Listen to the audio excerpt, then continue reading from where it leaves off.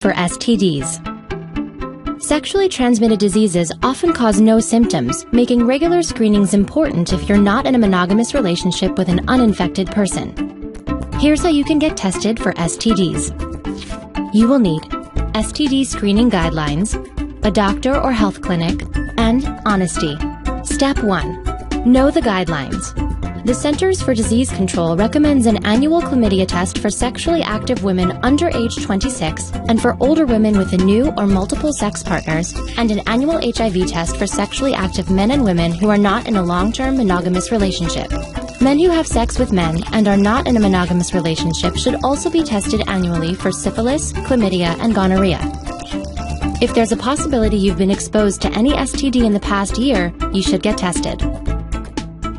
The CDC recommends that females between the ages of 11 and 26 be vaccinated against human papillomavirus, some strains of which can lead to cervical cancer. Step 2. Ask your doctor to test you for STDs.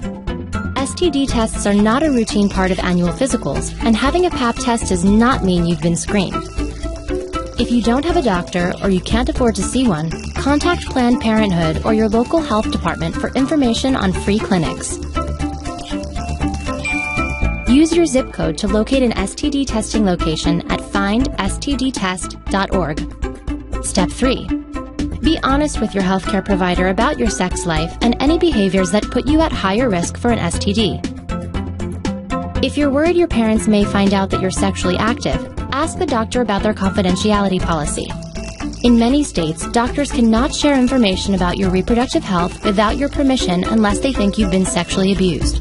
Step 4. Know what to expect. Your doctor will likely examine your skin, throat, and genitals for signs of infection and collect blood or urine for testing. They may also swab genital discharge, tissues, cells, or saliva. There is no single test that can check for every STD. Step 5.